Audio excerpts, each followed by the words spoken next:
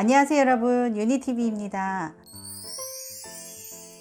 앞전에 계속 비누에 대해서 저희가 실험했잖아요. 그러다 보니까 정말 비누의 역사에 대해서 궁금해지더라고요. 여러분은 안 궁금하세요? 제가 물론 앞전 유튜브 내용에서 옛날 성경에 보면 이 비누를 사용했던 내용들이 나오진 않지만 그때부터 사용했다라고 얘기한다, 이 정도만 간단하게 말씀을 드렸어요. 근데 실제로 저 그게 가장 궁금하더라고요. 정말 비누를 누가 먼저 썼을까? 비누는 누가 발견했을까? 그리고 왜 비누를 쏙이라고 했을까? 저는 그게 가장 궁금하더라고요. 그래서 이 비누가 우리나라에는 언제 들어왔고, 처음에 이거를 발명한 나라는 언제고, 또 이거를 산업적으로 모든 사람들이 사용하게 된 계기는 언제고, 뭐 이런 것들이 되게 궁금해요. 요새는 친환경을 굉장히 중요시 여기기 때문에 제가 앞서 말씀드린 대로 제가 비누에 관심을 갖게 된 이유가 있어요. 첫 번째는 해외 출장이었어요. 해외 출장 때 동남아에 가면은 호텔이 뭐 5성급이든 4성급이든 보통 물 줄기가 나오는 게 조금 시원치 않을 때가 있어요. 두 번째는 뜨거운 물이 그렇게 뜨겁지가 않아요. 한국처럼 막 뜨거운 물이 엄청 칼칼칼 돼서, 그래서 사실 욕조에다가 물을 받아 넣고 어쩔 땐 출장 때문에 너무너무 힘들잖아요. 뭐 이곳저곳 다니다가 다시 이제 몸을 좀 릴렉스하게 풀기 위해서 욕조에 물을 담갔을 때 정말 시원하다 이런 느낌 잘 못 받았어요, 저 같은 경우는. 그래서 이제 그럴 바에는 차라리 목욕하는 시간을 단축하고 그 시간에 차라리 다른 몸으로 마사지를 한다든지 손으로 마사지를 한다든지 뭐 이런 것들을 택하려고 목욕하는 시간을 좀 짧게 갖고 싶었어요. 목욕하는 시간을 굉장히 짧게 갖고 싶었어요. 왜냐하면 시간상 바쁘다 보니까 얼른 씻고 또 쉬고 싶고 또 얼른 씻고 또 일을 봐야 되고 하는 상황이었어요. 그래서 좀 물줄기가 시원하지 않으니까 목욕하는 시간이 길어지면 마치 몸에 비누기가 남아있는 것처럼 조금 찝찝했거든요. 그래서 이제 되도록이면은 시간을 줄이기 위해서 비누 한 개를 가지고 세수, 뭐 바디 뭐 하나를 다 쓰고요. 이제 샴푸 같은 경우는 비누로 머리를 감았을 때 뻣뻣하니까 샴푸는 이제 가지고 갔었죠. 근데 중요한 건 오늘은 제가 여러분에게 비누에 대한 역사를 조금 더 명확하게 설명해 드리고 싶어요. 여러분 앞에 보이시나요? 여기 책이 문서가 있어요. 제가 여러 자료를 찾았는데 이 정권이 한 권 자체가 전부 다가 비누에 대한 내용이었어요. 그래서 이 책을 토대로 해서 여러분께 조금 설명을 해 드리겠습니다.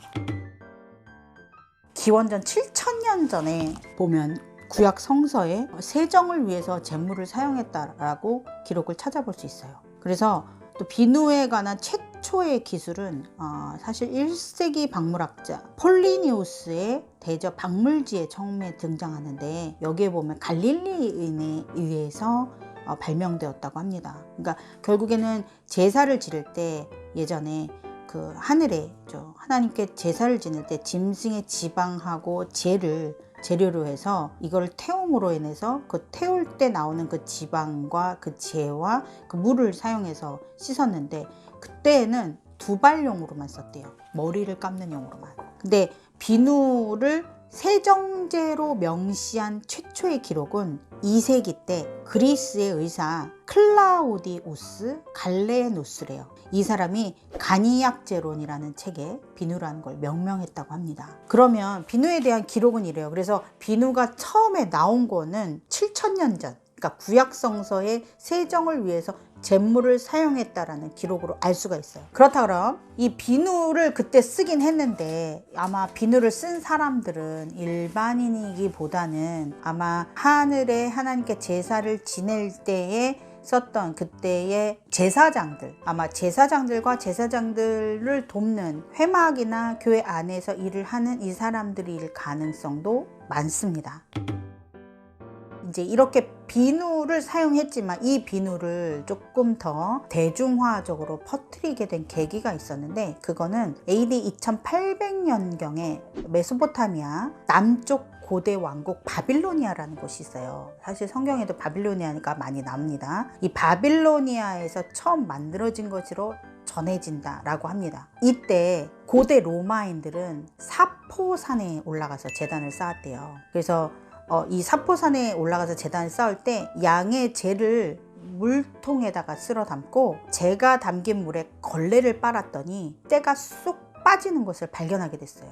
그래서 그 물에 바로 뭐가 있냐면 양이죠. 양의 기름이 배어 있었던 거잖아요. 아마 바벨론의 유물로 추정되는 진흙통에는 기름과 재를 섞어서 비누를 만들었다라는 기록이 있어요. 신기하죠. 로마인들은 이러한 기름재를 사포산에서 했잖아요. 그래서 이름을 사포라고 불렀대요. 그게 오늘날 부르는 솝, SOAP, 솝의 어원이 되었다고 합니다.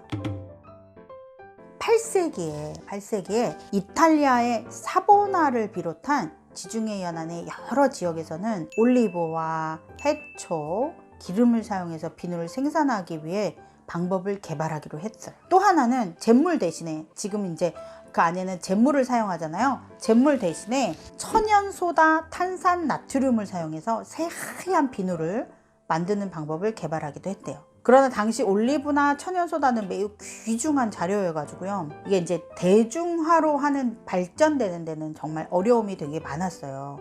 특히 천연소다가 너무 귀하고 비쌌거든요. 그때 1775년도 프랑스의 루이 16세 황제죠.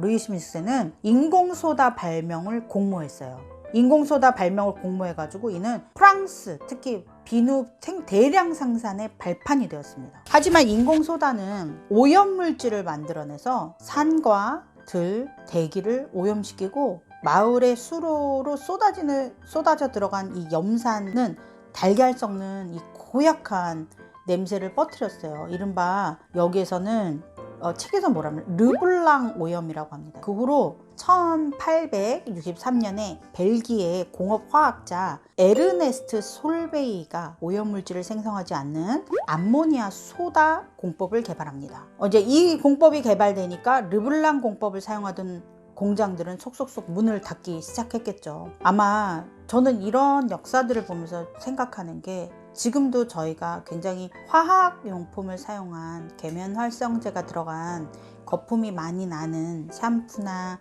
또 세정제들을 많이 사용하고 있는데 점점점 획기적인 제품들이 나오게 되면 이런 발빠르게 변화하지 않는 이상에는 어쩌면은 문을 닫아야 되는 상황이 올 수도 있겠죠. 아마 지금 세대가 그런 세대가 되지 않을까 싶어요. 대면으로 할 수 있는 모든 업종들이 지금 다 비대면으로 바뀌어지는 상태가 돼버렸잖아요. 본인의 의도가 아니던 의도치 않게 그런 세대로 빨리 발전하고 있는데 발빠르게 빨리 이렇게 좀 변화를 추구해야만 되지 않을까라는 생각도 듭니다.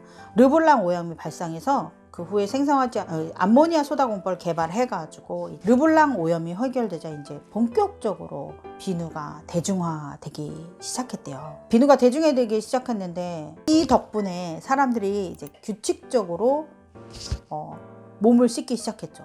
그러니까 깨끗하게 세탁한 옷도 입을 수 있게 되고 다시 몸을 규칙적으로 씻기 시작했어요. 인류가 비누를 사용해온 역사는 굉장히 길어요. 기원전 7000년부터 기여했지만 비누가 귀하던 시절에는 이게 이제 상류 사회에서만 사용할 수 있는 사치품에 불과했는데 그래서 이제 예전에는 몇몇 국가들은 상류 품목으로 간주해서 많은 세금을 부과하기도 하고 사치품으로 이거를 규정을 했었어요. 그런데 여러분들 그거 아세요? 비누가 정말 우리 같은 일반인들도 사용할 수 있게 된 거는 겨우 19세기 들어오면서예요. 특히 19세기 들어오면서 위생과 청결 이런 것들이 중요 개념이 되자 이제 사치품이 아닌 비누는 필수품으로 급속도로 대중화되기 시작했습니다.